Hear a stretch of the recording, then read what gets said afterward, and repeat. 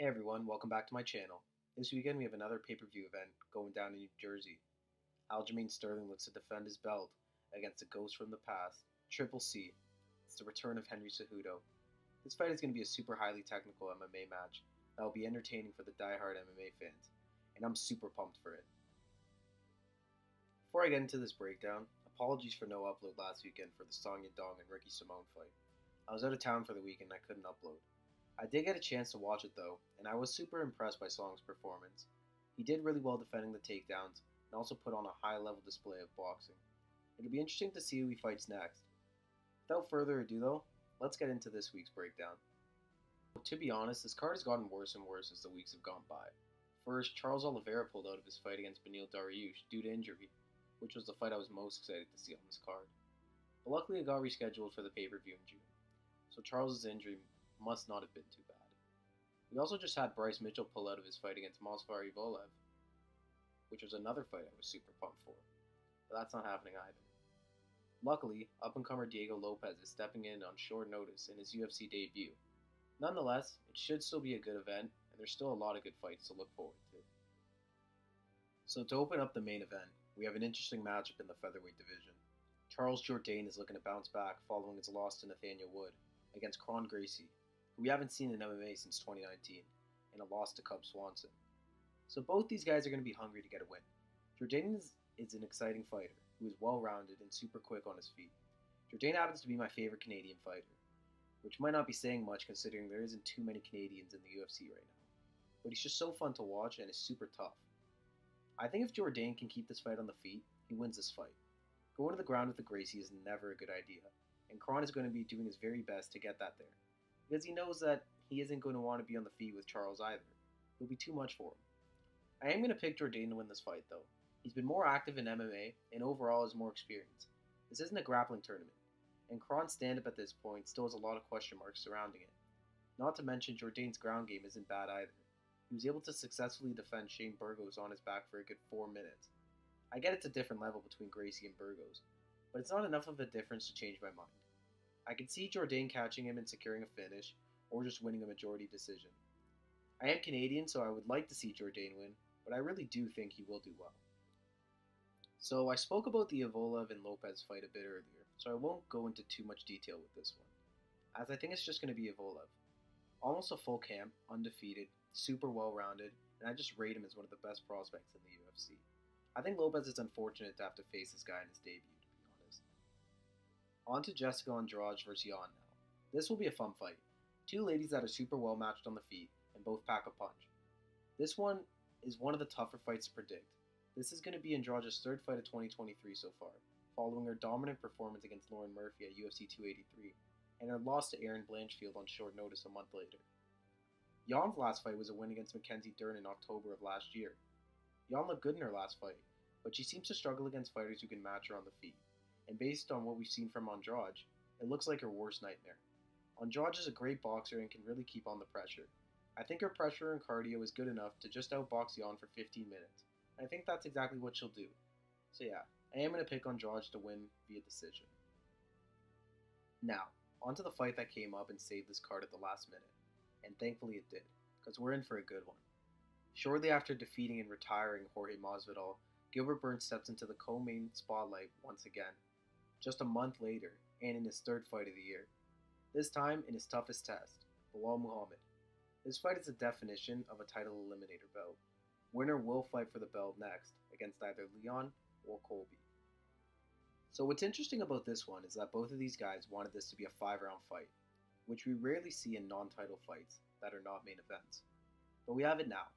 This fight will be 5 rounds, which plays a huge role into the outcome of this one. The 5 rounds will favor Gilbert more. He's been in more 5-round fights and also has better cardio. Also, Belal is coming off the back of Ramadan, where he was fasting and probably not training as much as he usually does. Not saying he wasn't training at all, but it wouldn't be at the same level as he would when he's not fasting, due to the food intake just not being available. But let's take a look at this skill for skill even, and take out the other information for just a second. Burns is better than Belal in almost every department.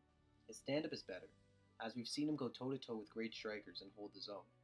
Belal showed improvement in his striking, which was frowned upon by fans in his fight against Sean Brady. However, Brady isn't really the best example to go by, as he's not much of a striker himself. A lot of Bilal's fights are seen as boring by some, as he likes to go for takedowns and hold you down to dominate position.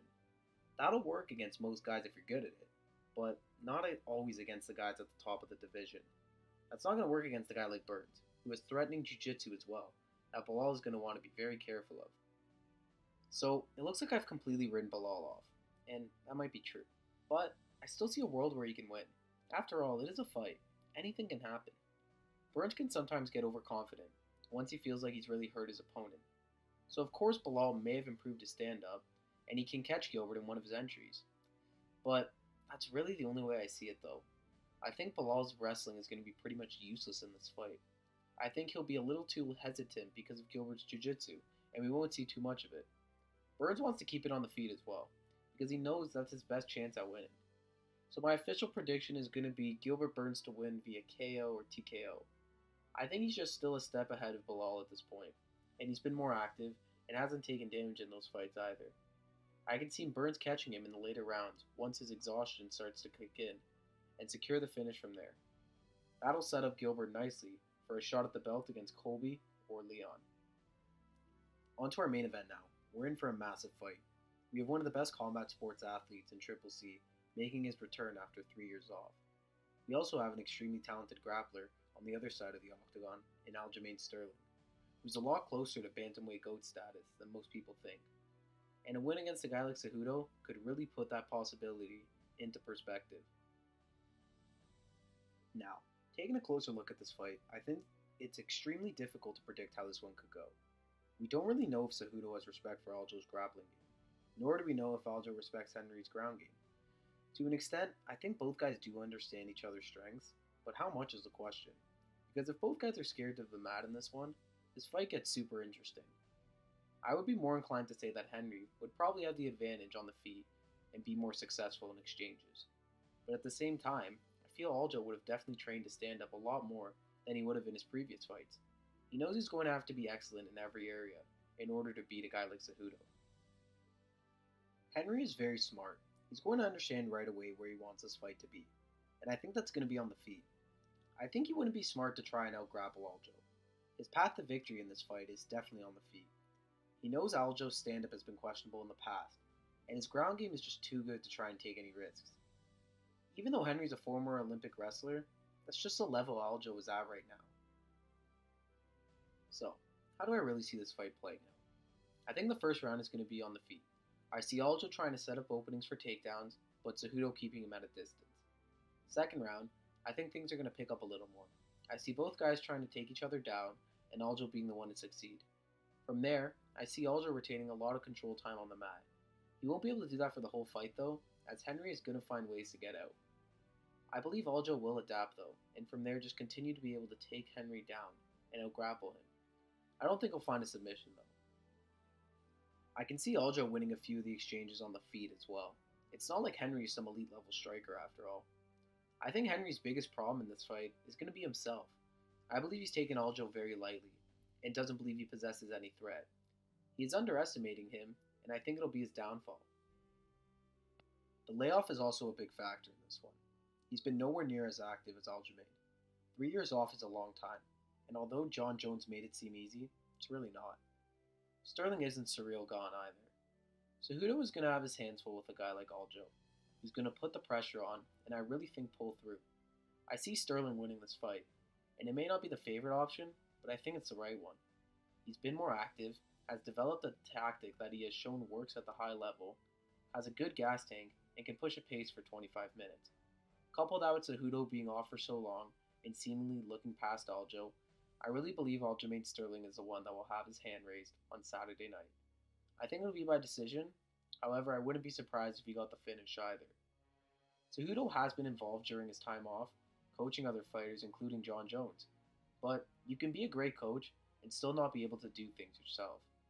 Henry has been great in the past, but not seeing Aljo as much of a threat is going to be the reason he loses this fight. Before I go, I wanted to shout out the featured prelim match. Drew Dober vs. Matt Frivola. I don't have a pick for this one, but I just know it's going to be awesome. Good chance this one's fight of the night. Someone's getting knocked out. But there you have it. That's how I see UFC 288 playing out.